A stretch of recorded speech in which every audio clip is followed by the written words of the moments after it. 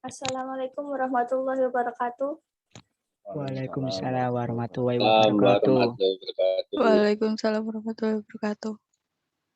Yang saya hormati Bapak Muhammad Rizal Ramadan SPDI MPD sebagai dosen pembimbing pendidikan agama Islam Offering E30. Di sini saya akan berdiskusi dengan kelompok saya dengan judul Kedudukan Manusia dalam Pendidikan Islam. Sebelum masuk ke dalam diskusi, izinkan saya membacakan penanggung jawab setiap bab masalah yang ada. Di sini kita melakukan diskusi secara bersama-sama melalui Zoom ataupun WhatsApp dan tidak ada anggota dari kami yang pasif. Sebagai pembawa acara sekaligus penanggung jawab perumusan masalah pertama dan kedua adalah saya sendiri, Afatul Maqbulah. Kemudian penanggung jawab perumusan masalah ketiga dan keempat adalah Leni Arsita Mardewi Putri.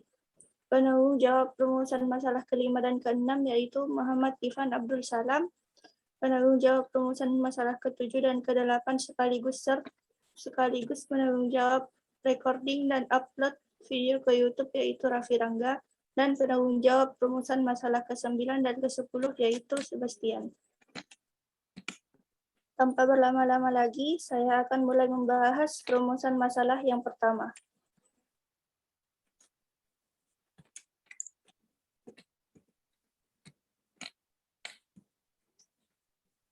Rumusan masalah pertama, bagaimana hakikat manusia menurut Islam?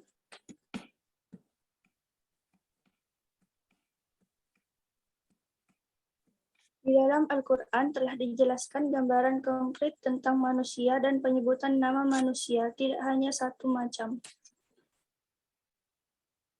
Di dalam Al-Quran ada 3 istilah untuk manusia, yaitu Al-Bashar, Al-Nas, Al-Insan. Sedangkan dalam Depak RI tahun 1999 menyebutkan 5 istilah untuk manusia, yaitu Bani Adam, Bashar, Nas, Insan, dan Ab.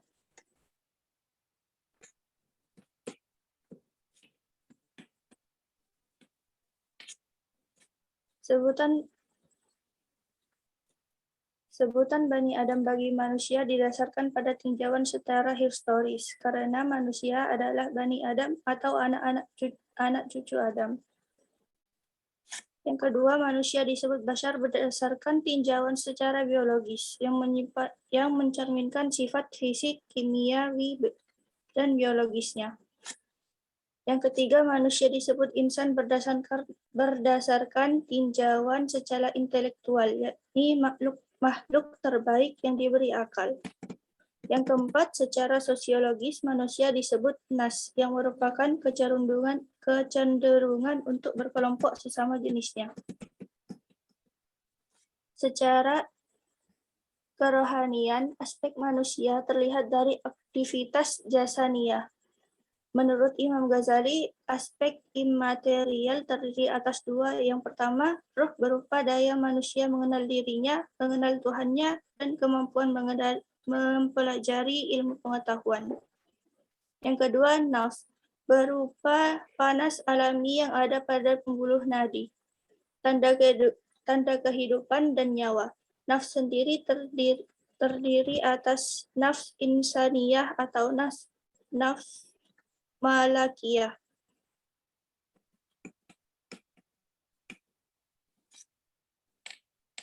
Rumusan masalah kedua. Bagaimana proses kejadian manusia? Yang pertama, melalui masa yang tidak disebutkan, sebagaimana dijelaskan di Al-Quran Surat Al-Insan ayat 1. Yang kedua, mengalami beberapa tingkatan kejadian, dijelaskan di Al-Quran Surat An-Nuh ayat ke-14. Yang ketiga, ditumbuhkan dari tanah seperti tumbuh-tumbuhan, dijelaskan di Al-Quran Surat Nuh ayat 17.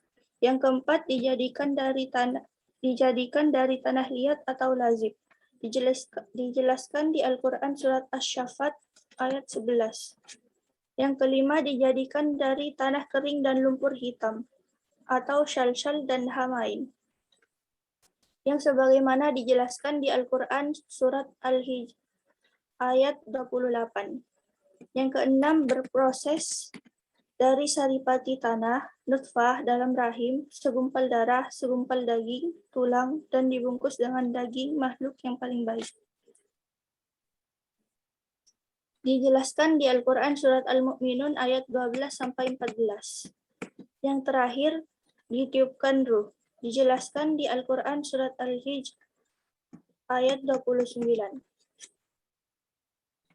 Kemudian, rumusan masalah ketiga. Silahkan Leni. Ya, baik. Untuk rumusan masalah yang ketiga yaitu apa saja keistimewaan manusia dibandingkan dengan makhluk lain. Yang pertama yaitu beriman kepada Allah. Yang kedua, memiliki kemampuan dan bersedia untuk menerima kebaikan dan keturunan untuk menerima pendidikan dan pengajaran. 3. Rasa ingin tahu dan pemikiran untuk mencari hakikat kebenaran. 4. Memiliki dorongan biologis yang berupa syahwat atau sensual pleasure, ghadab atau rasa marah, dan tabiat atau insting. 5. Memiliki kekuatan-kekuatan lain dan sifat-sifat manusia, seperti bersifat tergesa-gesa, sering membantah, ingkar, dan tidak berterima kasih kepada Tuhan, dan lain-lain. Rumusan masalah yang keempat, kenapa keberadaan manusia sangat penting sebagai elemen utama dalam pendidikan Islam?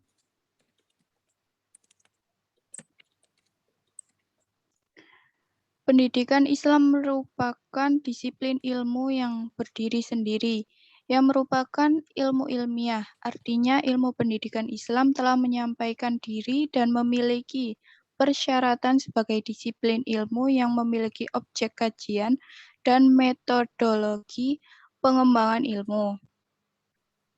Objek kajian atau lapangan ilmu pendidikan Islam adalah lapangan pergaulan, khususnya antara orang ke orang menuju perkembangan yang optimal sesuai dengan ajaran Islam. Adapun objek studi ilmu pendidikan Islam dapat dibedakan menjadi dua, yaitu objek material dalam ilmu pendidikan Islam dan objek formal. Lanjut.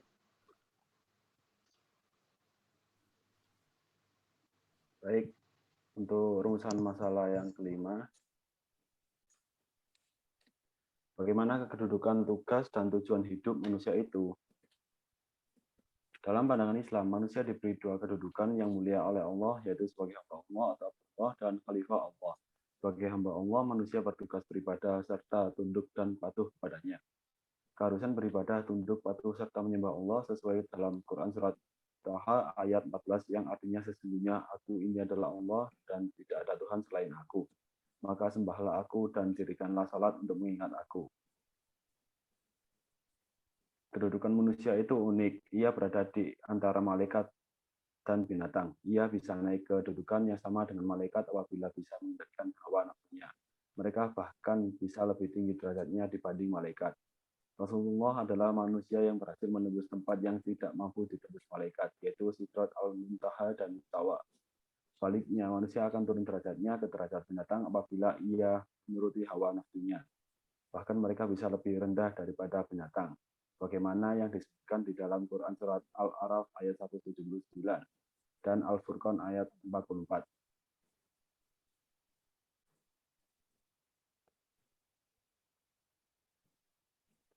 Dalam memakmurkan bumi ini, manusia harus selalu mengerjakan atas nama Allah atau Bismillah, yakni disertai dengan tanggung jawab penuh kepada Allah dengan mengikuti pesan dalam mandat yang diberikan kepadanya. Kelak di akhir pada saat menghadap Allah, manusia akan dimintai pertanggungjawaban atas seluruh kinerjanya dalam menjalankan mandat sebagai khalifahnya di muka bumi. Untuk rumusan masalah yang keenam, akibat apa saja yang ditimbulkan dari potensi negatif yang dimiliki manusia. Potensi negatif manusia memiliki dampak yang tidak baik dalam diri manusia. Sebagai makhluk ciptaan Allah Subhanahu wa taala, manusia telah diberi petunjuk tentang apa yang seharusnya dilakukan dan ia juga diberi kebebasan untuk memilih keduanya. Yang dimaksud keduanya adalah memilih potensi positif atau potensi negatif. Pada hakikatnya, potensi positif manusia lebih kuat dari potensi negatifnya. Namun Islam tidak mengajurkan untuk meninggalkan potensi negatifnya, seperti membunuh nafsu, melainkan harus mengendalikan dan mengolahnya kepada nilai-nilai yang tinggi derajat kemanusiaannya. Akibat dari potensi negatif yang diabaikan dengan sengaja dapat mengakibatkan dosa dan merugikan dirinya sendiri. Baik, bisa dilanjutkan.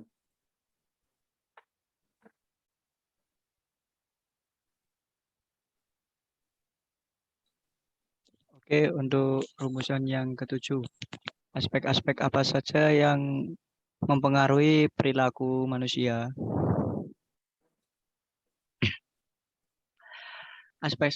Banyak aspek yang dapat mempengaruhi perilaku manusia. Para ahli mengatakan bahwa secara garis besar ada dua, yaitu faktor personal dan faktor situasional. Faktor personal adalah faktor yang timbul dari dalam diri setiap individu, meliputi biologi, psikologis. Faktor situasional adalah faktor yang timbul karena adanya dorongan dari luar, termasuk lingkungan. Saat ini pengaruh lingkungan di luar keluarga semakin banyak dan beragam, serta tidak hanya yang dekat, tapi yang jauh pun mudah sekali mendekat. Seiring dengan era kemajuan sains dan teknologi, hal-hal yang menguntungkan mudah sekali diakses dari jarak jauh. Demikian juga halnya dengan hal-hal yang merugikan dan merusak moral. Dalam beberapa bidang pendidikan dikenal beberapa aliran pendidikan, yaitu empirisme, yang memandang perkembangan seseorang tergantung pengalaman yang diperoleh dalam kehidupannya. Yang kedua, nativisme, yang berpandangan bahwa seseorang berkembang berdasarkan apa yang dibawanya dari lahir.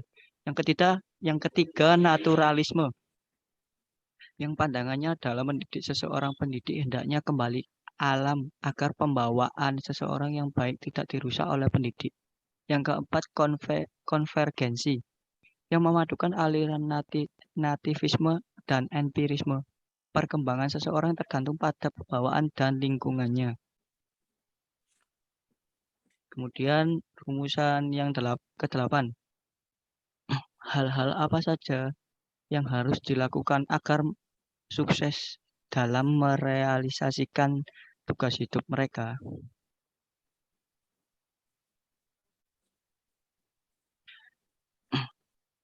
Hal-hal yang harus dilakukan manusia agar sukses dalam merealisasikan tugas mereka itu, yang pertama, berilmu yang memadai. Seperti yang diperintahkan Allah, wajib hukumnya untuk menuntut ilmu. Yang kedua, bertindak secara nyata. Yang dimaksudkan di sini tidak hanya berangan-angan, melainkan bertindak apabila kita menginginkan sesuatu yang ingin kita capai. Kemudian yang ketiga itu lingkungan yang baik. Lingkungan yang ada di sekitar memiliki pengaruh yang sangat besar dalam merealisasikan sesuatu yang diinginkan manusia. Yang keempat, berdoa. Berdoa sangatlah penting bagi umat muslim, atau bisa dikatakan sebagai senjata untuk mencapai sesuatu.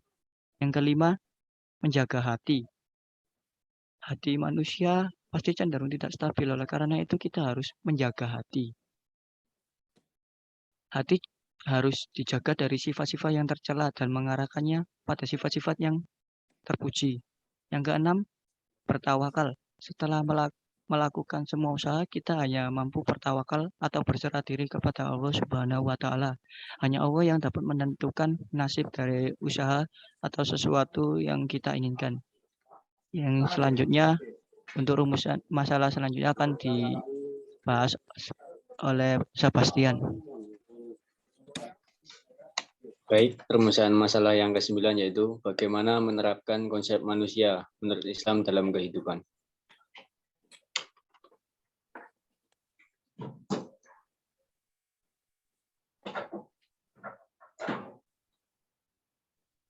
Manusia adalah makhluk yang Allah ciptakan dalam bentuk sesempurnanya makhluk.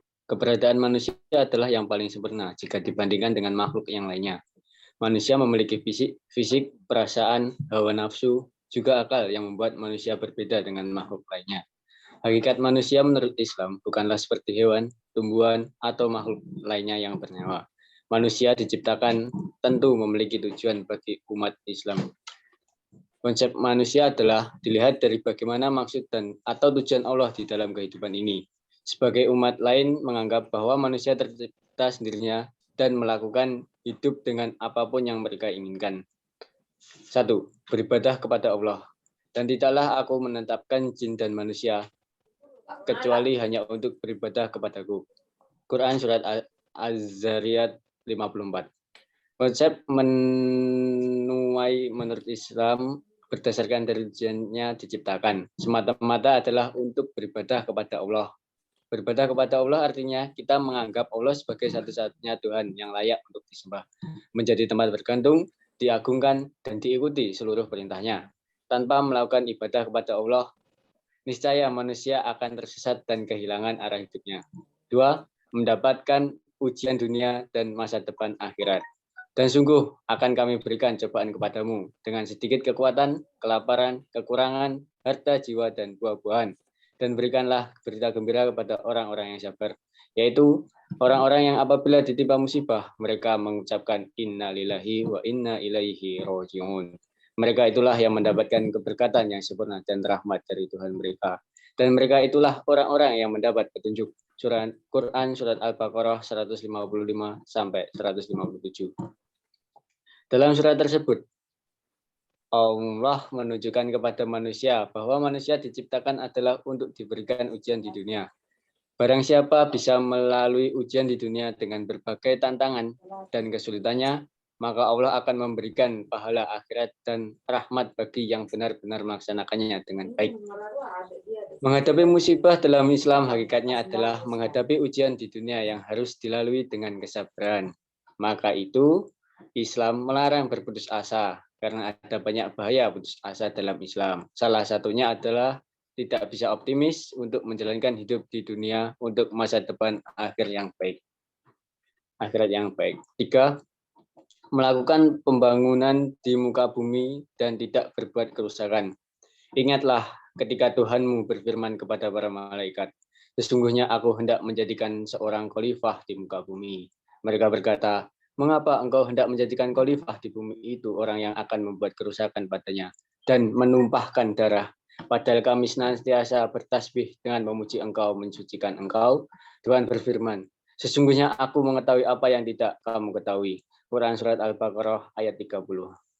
Dari Al-Quran Surat Al-Baqarah ayat 30 di atas menunjukkan bahwa manusia diciptakan di muka bumi adalah untuk menjadi khalifah di muka bumi. Yang keempat, menegakkan keadilan di muka bumi. Dan carilah pada apa yang telah dianugerahkan Allah kepadamu atau kebahagiaan negeri akhirat. Dan janganlah kamu melupakan bahagiamu dari kenikmatan duniawi dan berbuat baiklah kepada orang lain. Sebagaimana Allah telah berbuat baik kepadamu, dan janganlah kamu berbuat kerusakan di muka bumi. Sesungguhnya Allah tidak menyukai orang-orang yang berbuat kerusakan. Quran Surat Al-Qas ayat 77. Dan rumusan masalah ke-10 yaitu bagaimana hikmah dari konsep manusia menurut Islam. Konsep manusia dalam Islam adalah konsep yang utuh dan integral, mempertimbangkan seluruh aspek kehidupan manusia, mulai dari perangkat fisik hingga perangkat akal dan psikologisnya. Konsep manusia dalam Islam juga tidak menghalangi manusia untuk memilih, menggunakan kehendak bebasnya, dan melakukan apapun yang ingin manusia. Hanya saja, segala sesuatu yang diperbuat oleh manusia pasti akan ada efek dan resikonya.